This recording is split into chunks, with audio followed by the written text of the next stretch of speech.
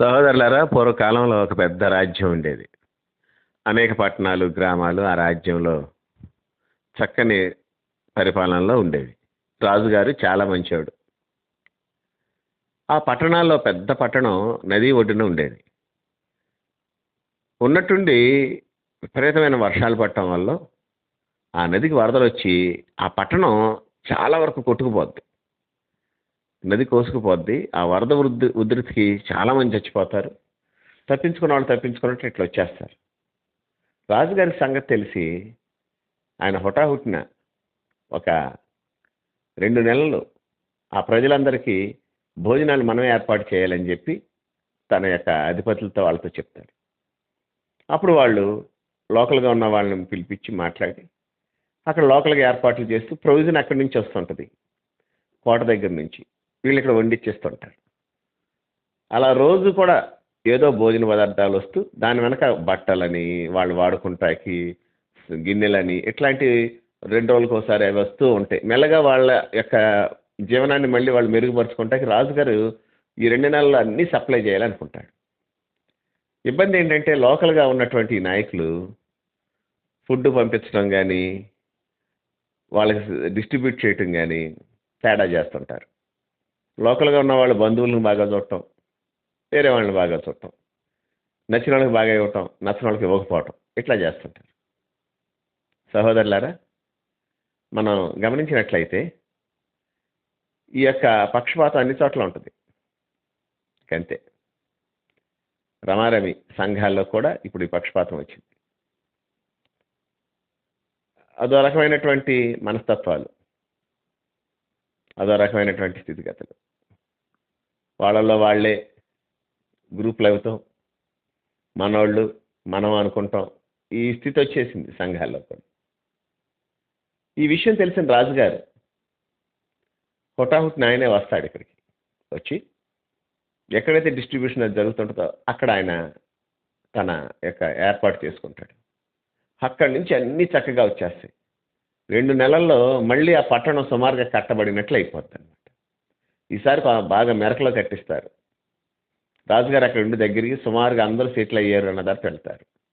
వెళుతూ వెళుతూ ఎవరైతే ఇట్లా అక్రమాలకు పాల్పడ్డారో వాళ్ళని వెళ్ళే రోజున పట్టుకొని చెరసాల్లో తీసుకెళ్ళి వేస్తాడు. అప్పుడు దాకా వాళ్ళని ఏమండు, అంటే వాళ్ళ ఆటలు సాగనిస్తాడు.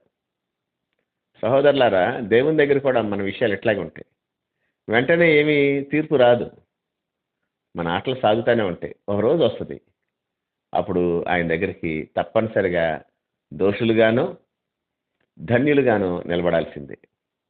అట్లా ధన్యులు అవటానికి మనల్ని పిలిచి తన వెలుగులో నింపి మనకు తన స్వరక్తం ఇచ్చి సంపాదించుకున్న మన ప్రభువు రక్షకుడైన యేసుక్రీస్తు వారి గణనామందు తండ్రి అయిన దేవునికి స్తుతులు, స్తోత్రాలు, వందనాలు, కృతజ్ఞతాస్తుతులు చెల్లిస్తున్నాను. ఆయన ఘనమైన నామాన్ని బట్టి భూమి మీద విస్తరిస్తూ వర్ధిల్లుతున్న మీకు కూడా క్రీస్తు వారి పుణ్యనామంలో శుభములు, వందనములు తెలియజేసుకుంటున్నాను. సహోదరులారా, స్నేహితులారా, మీరందరూ క్షేమంగా ఉన్నారు కదా? మరొక రోజు మీతో కలిసి దేవుని వాక్యం ధ్యానం చేయటానికి ప్రభువు మనకిచ్చిన కృపను బట్టి ప్రభువునందు ఆనందిస్తూ స్తుతిస్తూ నేటి వాక్య ధ్యానాన్ని అపోస్తలుడైన పౌలు గారు రోమీలకు రాసిన పత్రిక 2వ అధ్యాయము 11, 12 వాక్యాలు కలిసి ఉన్నాయి. వాటి నుండి ధ్యానం చేస్తాం. రోమీలకు రాసిన పత్రిక 2వ అధ్యాయము 11, 12 వచనములు. దేవునికి పక్షపాతం లేదు. ధర్మశాస్త్రం లేక పాపము చేసిన వారందరూ ధర్మశాస్త్రం లేకయే నశించెదరు.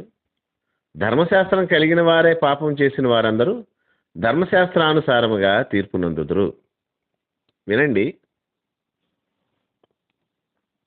దేవునికి పక్షపాతం లేదు. దీని గురించే 2 నిమిషాలు మీతో చెప్తాను.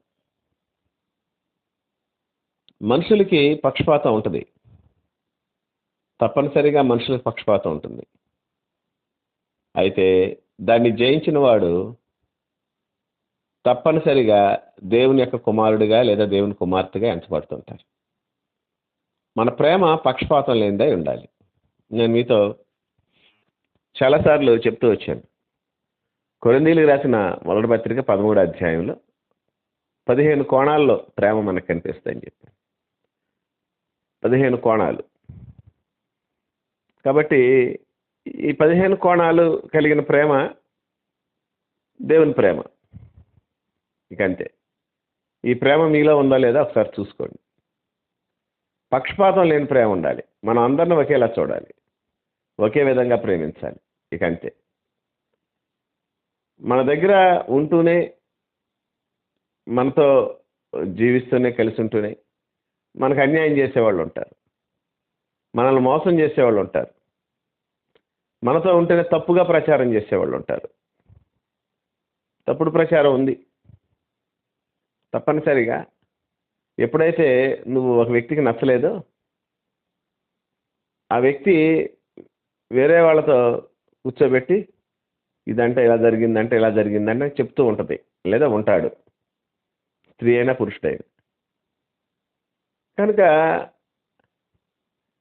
మనకు ఎప్పుడైతే ఒక విధానం నచ్చలేదో ఆటోమేటిక్గా వాళ్ళ మీద మనకు ఒక వ్యతిరేకత ఇది వచ్చేస్తూ ఉంటుంది. ఆ వచ్చిన భావాన్ని ఇతరులకు చెప్పి ఇంకా చెడ్డ చేస్తూ ఉంటాం. అయితే వీటిని మనం తట్టుకొని నిలబడగలగాలి. నచ్చినంతసేపు బాగానే ఉంటుంది, నచ్చకపోతే ఇబ్బంది వస్తుంది. గొడవలు ఎక్కడవుతాయి? ఎప్పుడైతే మనం ఎదుటివారి స్వేచ్ఛని ఖండించామో అది గొడవలు అవుతాయి. అయితే మన స్వేచ్ఛను ఖండించేది లేదా స్వేచ్ఛని ఆపేది అందరి క్షేమం కొరకు అనేది అర్థమైతే వాళ్ళు చాలా చక్కగా ప్రవర్తిస్తారు, వాళ్ళు ధన్యులు అవుతారు. దురదృష్టం ఏంటంటే వీళ్ళ స్వేచ్ఛను ఖండించి మనం వెళ్ళేది ఇబ్బంది పెట్టేసి జైల్లో పెట్టేస్తున్నట్టు వీళ్ళు ఫీల్ అవుతుంటారు కొందరు. అది అంత మేలుకరమైంది కాదు. దేవునికి, దేవుని పిల్లలకి పక్షపాతం ఉండదు. ఇంకంతే. ఈ రోజుల్లో ఎక్కువగా సంఘాల్లో కనిపిస్తుంది ఇదే. చాలా డిఫరెంట్గా ఉన్నాయి. మనం చూస్తున్నాం టీవీల్లో, ఆన్ స్క్రీన్స్, తెరల మీద మనం చూస్తూ ఉంటాం. పాస్టర్ గారితో భోజనం చేయాలంటే ఇన్ని లక్షలు లేదా ఇన్ని వేలు, ఆయన మీతో కలిసి టిఫిన్ చేయాలంటే ఇలా ఉంటుంది. దేవుని దయ వల్ల పాస్టర్ గారు మీకు టిఫిన్ తినిపించాలంటే ఇంకా ₹1 కోటి ఏదో పెట్టి పాస్టర్ గారే మీకు ముద్దలు పెట్టి అన్నం పెడతారు. ఇట్లాంటివి ఇంకా రాలే స్కీమ్స్. దేవుని కృప. ప్రేమ కలిగిన చోట డబ్బులు దేనికి? ప్రేమ కలిగిన చోట డబ్బులు తీసుకొని అన్నం పెట్టాలా, అన్నం తినాలా? మా చర్చిలో ఏదో ఒక అకేషన్స్ వస్తుంటాయి. మేము మా పిల్లలు, మా చర్చి పిల్లలు మేమందరం కలిసి కూర్చొని తింటుంటాం. అప్పుడప్పుడు నా పిల్లలు నన్ను ప్రేమించి నాకు పెడుతూ ఉంటారు. నాళ్ళతో కలిసి కూర్చున్నాను, నేనేం డిమాండ్ చేయను. నువ్వెంత, నీ బతుకెంత, ఆయన ఏంటి, ఆయనతో నీకు పోలిక ఏంటి, ఇట్లా వాళ్ళంతా అంటే కోర్స్ అది అయిండొచ్చు. ఎందుకంటే వాళ్ళంతా స్టార్డమ్, నక్షత్రాల్లాగా వెలుగుతూ ఉంటున్నారు వాళ్ళు. స్టార్డమ్, మంచి బ్రైట్ స్టార్స్ లాగా ఉన్నారు వాళ్ళు. మేము ఏదో ఒక మూలన పడినట్లున్నాం. కానీ ఒక విషయం ఏంటంటే దేవుని పక్షపాతం లేదు. వాళ్ళని ఎవరు నడిపిస్తున్నాడో ఏంటో నాకు తెలియదు, కానీ నన్ను నడిపించే దేవుడు నా దేవుడే. ఏ దేవుని గురించి అయితే బైబిల్ స్పష్టంగా మాట్లాడుతుందో ఆ దేవునితో సంబంధం కలిగి ఉన్నాం, ఆ దేవునితో కలిసి వెళ్తున్నాం.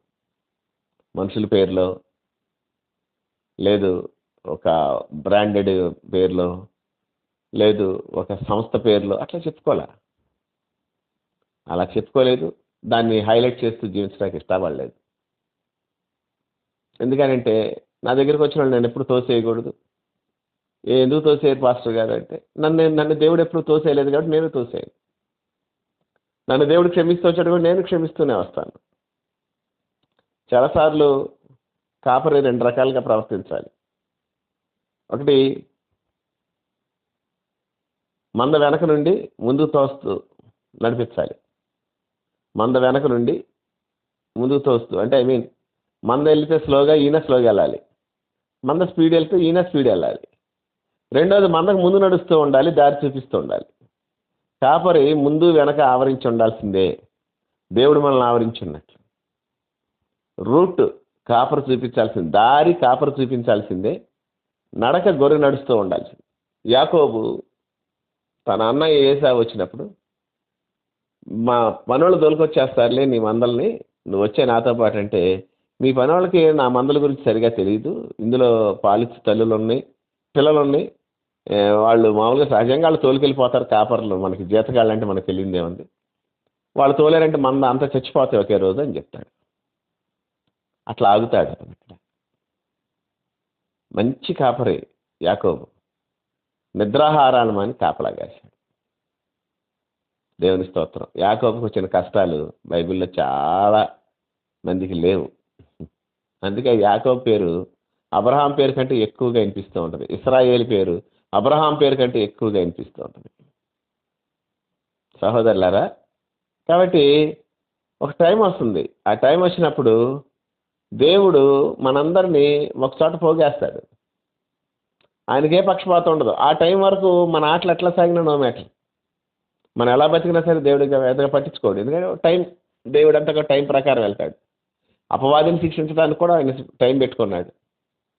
ఆదామావల పాపం చేసిన రమారమి 4,000 సంవత్సరాలకి 4,000 సంవత్సరాల రమారమి యేసుక్రీస్తు రావాల్సి వచ్చింది. వెంటనే రాల. మన దేవుడు అంతా కూడా టైం ప్రకారం వెళ్ళే దేవుడు. ఆయనకి కాలంలో సమయంలో ఆయన తన స్వాధీనంలో ఉంచుకున్నాడు. ఆయన దగ్గర ఉన్నాయి. కాబట్టి టైం వచ్చేవరకు అంతే. ఒక టైం వస్తుంది, పక్షపాతం లేని దేవుడు 2 గుంపులు చేస్తాడు. అది మీరు ఎప్పుడు మర్చిపోవద్దు. 2 గుంపులు వస్తాయి పక్షపాతం లేని దేవుని దగ్గర. ఏంటంటే మరి పక్షపాతం లేదన్నారు కదా, అందరిని బాగానే ప్రేమించాడు కదా అంటే, ఎవరు ఆయన్ని సేవిస్తున్నారు, ఎవరు ఆయన్ని వెంబడించారు అంటే నిర్మలమైన మనస్సాక్షితో. దేవుడు చెప్పాడు మేము చేస్తున్నాం, దేవుడు చెప్పాడు మేము చేస్తున్నాం. ఇట్లా కొందరు లెక్కలు వేసుకొని వెంబడిస్తారు దేవుణ్ణి. లెక్కలు వేసుకుంటారు, మనం ఇలా చేస్తే ఏమైనా వస్తుందా రాదా, లేదు మనం ఇట్లా చేస్తే దేవుడు మనకి ఏమైనా ఇస్తాడా ఇవ్వడో, అసలు మనం ఇట్లా చేస్తే ఎలా ఉంటుంది, ఇట్లాంటి లెక్కలు వేసుకుంటారు కొంతమంది. కొంతమంది అట్లా లెక్కలు వేసుకోరు. యాజ్ యూజువల్గా దేవుడు నాకు ఇచ్చాడు, నేను వీళ్ళకి ఇవ్వాలి, ఇక అంతే. ఆ 2 గుంపులే కనిపిస్తాయి మీకు. దేవుడు నాకు ఇచ్చాడు, నేను వీళ్ళకి ఎందుకు ఇవ్వాలి అనే ఒక గుంపు, దేవుడు నాకు ఇచ్చాడు నేను వీళ్ళకి ఇస్తాను అని ఇంకో గుంపు. ఈ 2 గుంపులే కనిపిస్తాయి లాస్ట్లో. కుడిపక్క ఎడం పక్క ఉంటారు. కుడిపక్క ఉన్న వాళ్ళు నిత్యజీవానికి, ఎడం పక్క ఉన్న వాళ్ళు నిత్య నాశనానికి వెళ్ళిపోతారు.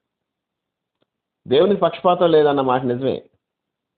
ఆయన వచ్చినప్పుడు డెఫినెట్గా నీ క్రియల చొప్పున నీకు ఇచ్చేస్తాడు. మంచివైతే మంచిది, చెడ్డదైతే చెడ్డది.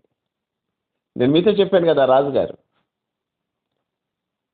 వచ్చే వరకు కూడా ఇక్కడ లోకల్గా ఉన్న లీడర్స్ రకరకాలుగా చేశారు.